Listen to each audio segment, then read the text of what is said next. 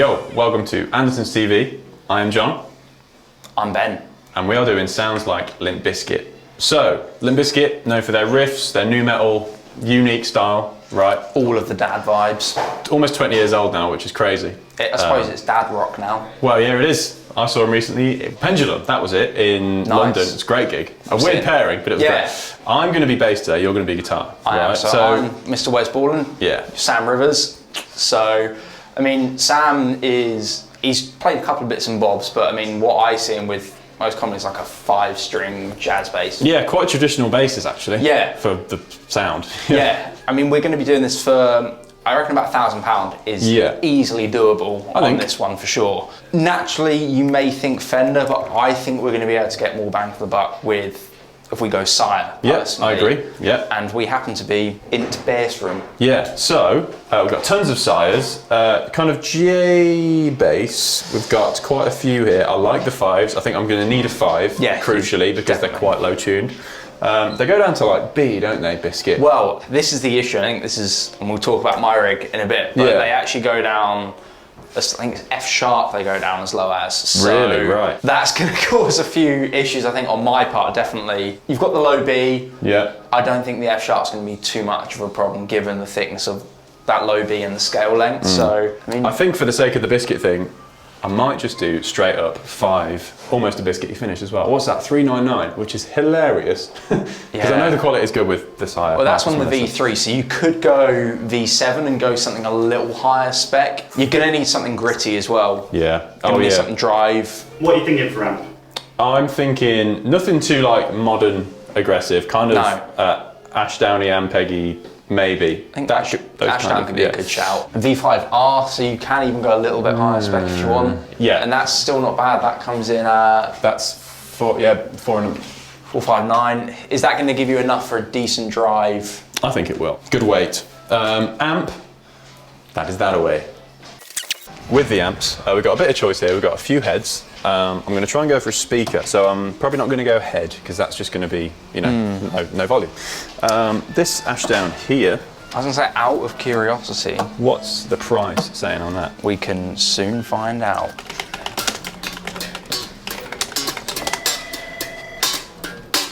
That's $799. $799. I mean, the other option is there are.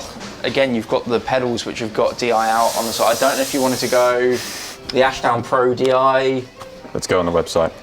$299. Okay. Does that have a DI out? Oh, of course it is. I was going to say. It's called the Pro DI. Right. So. Yeah, that's the pedal. Need an amp.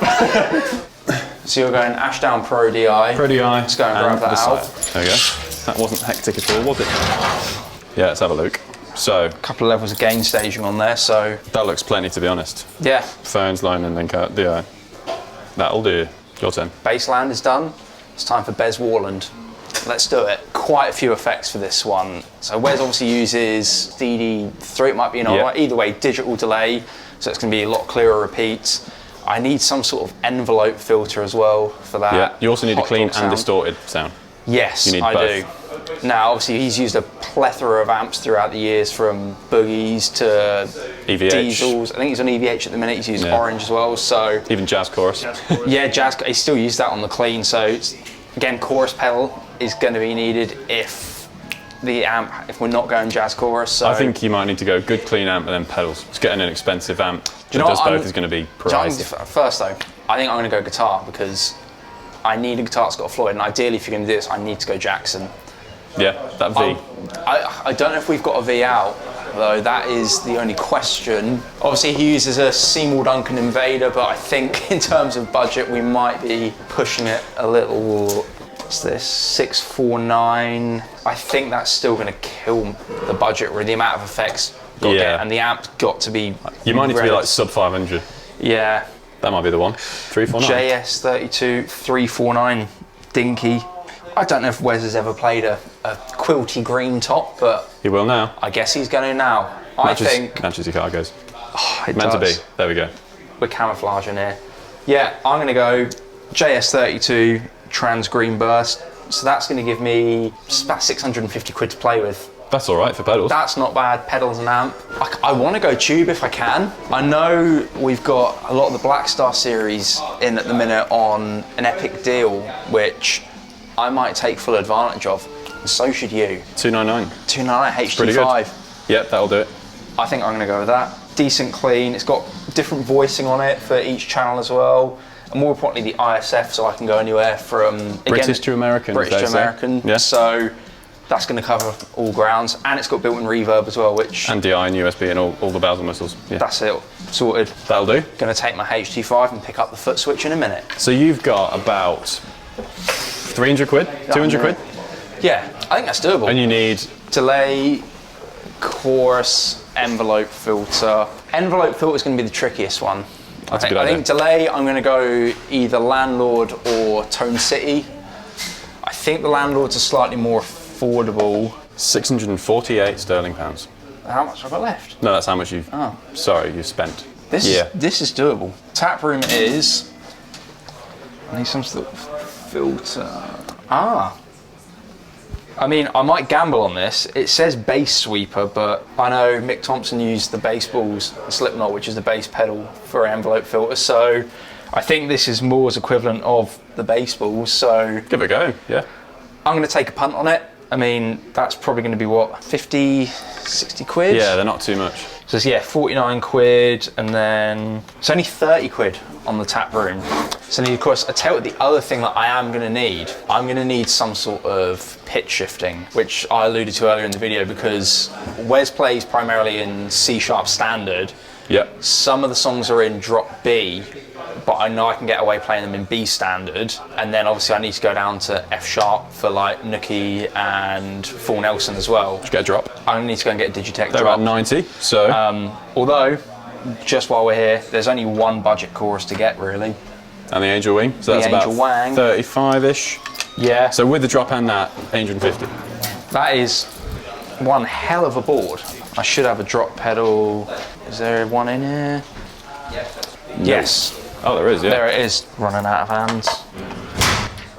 I think that's a pretty solid rig. Jackson, JS32, HT5. I think it's going to definitely have enough gain in the amp. The thing about Wes's tone, it's not surgically like modern and tight. No. If you listen to like that intro to break stuff, it's got so much low end in it. It doesn't need to be refined, no. No, and that is well within budget as well. Don't need reverb? I got reverb on the amp as well. I think I'm done. I hope I'm done. If I get back to the video room and I'm not, it's going to ruin everything. But that's all right. That's what Oz has paid. Think you're good? Yeah? Yeah, let's do it. Should we head back to the video room? Yeah, let's go.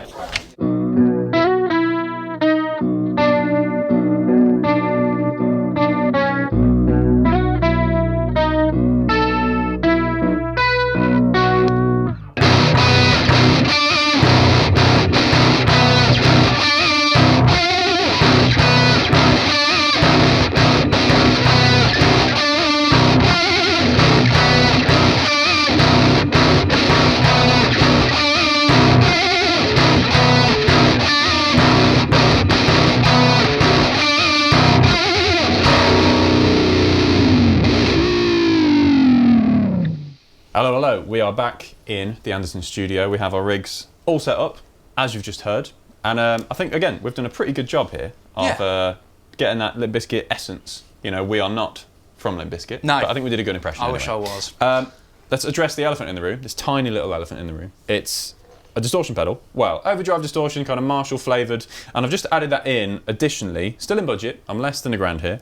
I think I'm about 900 somewhere quid. And what it is, it's the gunshot from Thorpe FX, and it's just adding that kind of Marshall character. The Ashdown DI Pro does have overdrive and kind of distortion, but the character of it wasn't kind of what I was after. So I went for the Thorpe, and it does the job. So without it, I'm just on a clean channel.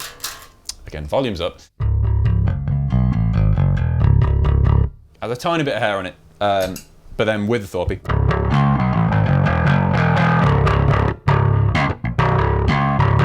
Just gives it a bit of grit and a nice kind of mid-range honk to it. And then on the Ashdown, like, it's dead simple. So we're on the Showtime, and that's just an on switch. It's not like a special mode. That's just clean. But the blue light indicates drive. But I'm not on that. And it hasn't got compression in it. That's one thing I would actually like. If it had a bit of compression, it'd even it out a bit more. The Thorpe does give it a bit of compression naturally, but on a clean tone especially, the pops really come out. And for the cleaner stuff, you may not want that. And then yeah, in terms of EQ, I've kind of scooped all the mids, made it really bass heavy, like super subby. But that's the kind of bass tone I go for, and with the Thorpe, it works. Like if I bring all the mids back in, then it just get a bit too honky. So bringing that back just felt right. And that's kind of it. It's dead simple. Nothing too... Oh yeah, the shape. So in the other shape mode, a bit more low end, which I didn't opt for. Maybe I could have had that in, but in the room it kind of gets a bit too like it's a bit too shaky. And that's kind of it. Nice simple rig, and that's going DI. So you're hearing that through this XLR. I've got no speaker. This is all Ben, and through a DI sound, you know, it moves the air, which is kind of what you think an amp would do. So I'm pretty chuffed again. I've got this Sire, the Marcus Miller, 2 single coils, which was kind of crucial because we didn't want anything too thick, like a humbucker, because Sam Rivers from Limp Bizkit has single coils in this kind of J-bass style, which is a weird kind of bass that you'd think for Limp Bizkit, like very traditional, but it just works. Nice and kind of the V5. Yeah, nice and thin and spanky with those singles, and of course a 5, because you need to get down there. The volumes kept them both up, so it was the neck and the bridge. I say neck, kind of like a middle pickup and the bridge, and then the tone was just shy of midday because with it all the way up, it gets a bit bright. With it all the way off, kind of fuzzy. Bringing that up, like 4 out of 5, well, 4 out of 10. Just when you do the slaps and pops, you get that grit and smack through. And that's pretty much it.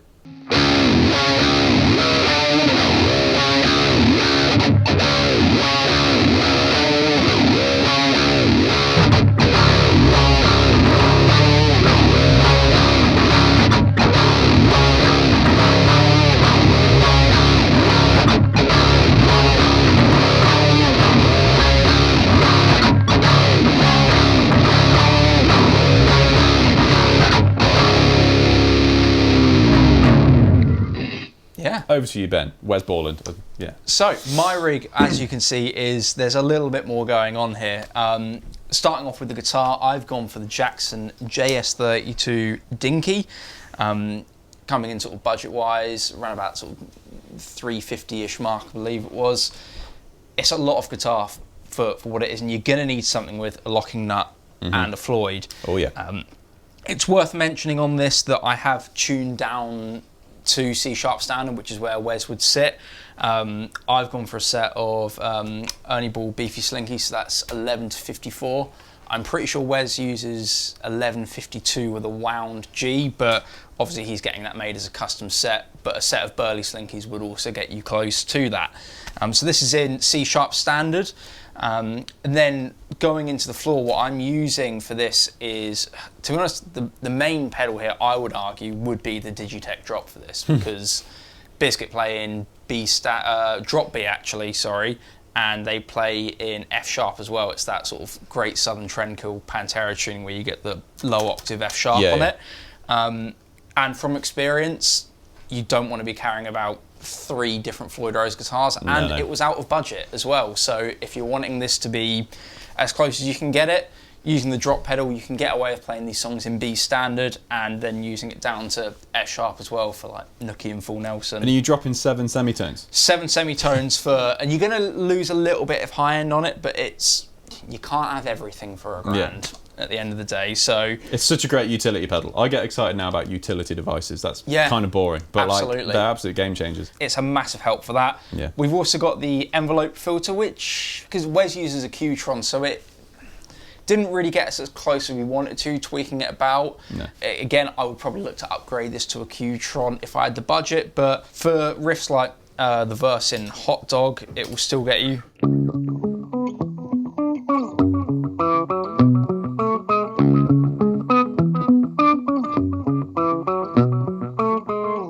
As that kind of lo-fi thing. It adds some colour to it, which the chorus wouldn't usually. So going across next is the chorus. Wes is famous for using a jazz chorus for all of his cleans, and it does make a big difference there. I'm also going to mention the taproom delay because he is a delay aficionado. Uses the Boss ones, but I believe, I can't remember what company it was with, he did do a limited run of really cool custom Wes Borland pedals. Didn't know that. 250 of them or something. When I think of Wes Borland's board, he has like 7 little Boss pedals on it that are all delays in different timings. Yeah. So with the chorus and the delay on it, like if you did like the just like this thing,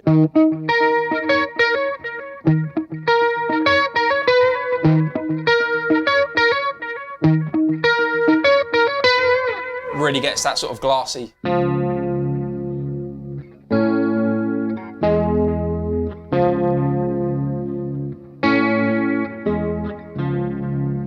And I think crucially as well, you're on the bridge pickup on a clean, which is very Wes Borland. Wes doesn't actually use a neck pickup, so he uses, he's got various amounts of King V's, used the Rhodes and the Warriors at some point, but he rips the neck pickup out and it's just the Seymour Duncan Invader and the bridge. Obviously out of budget, but the Jackson O'Brien pickups are going to do the job for the time being. And this is all running into the Blackstar HT5. With this, the reason we went for it, Wes has used, as we mentioned earlier in the video, plethora of different amps from oranges to Messrs, diesels to EVH, but the majority of it is American voiced. So although Blackstar are a British brand, the ISF, which is their patented control, gives us more of that American voicing. So you've heard the clean tones, let's hear a little bit of the gain. So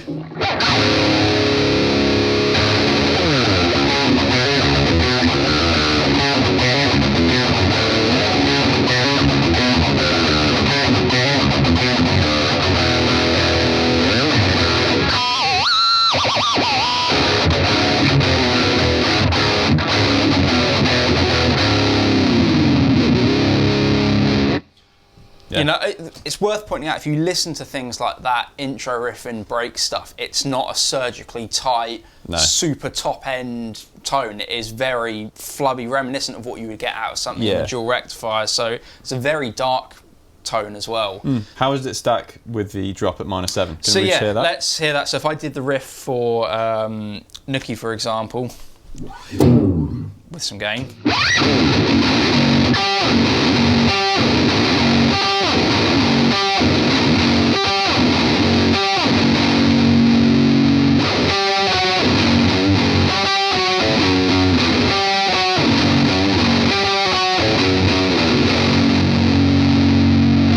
Yeah, it feels and sounds great. You wouldn't think there's a drop pedal in there. Yeah. It sounds like you're in that tuning. Exactly, and then if you wanted to hear it in drop B, which would be 2, although this would technically be B standard.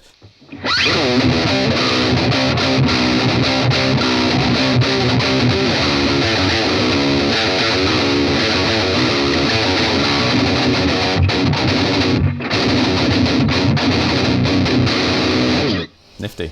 Still sounds good. Such a great pedal. And obviously, yeah, it's kind the of a amp's jack of all doing a trades. great job. Again, EQ-wise, to be honest with you, gain we are maxing out. Again, pros and cons to each rig. I think you've commented you could have done with a compressor. Yeah, something like that. I could have definitely done with a noise gate, and to be honest with you, maybe even a drive pedal just to give it. I'm maxing out the gain here on the preamp, so it's it could do with a little more. I find with amps, with any amp, as soon as you max that gain out, although it is a bit of a looser tone, it just needs to be a little bit tighter and have a bit more of a push to it. But mid scooped ever so slightly, bass and treble sitting just about noon, and then ISF going more towards that American voicing.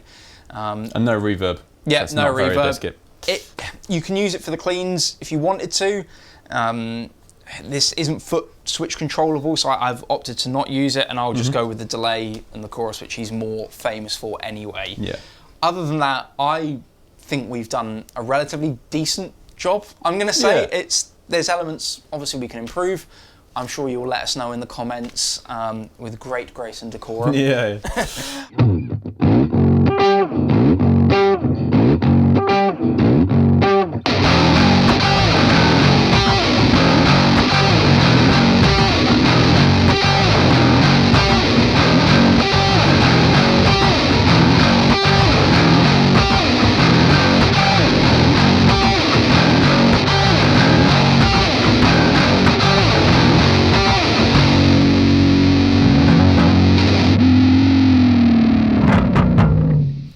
us know, honestly, what you guys thought, what you'd like to see more of on the channel.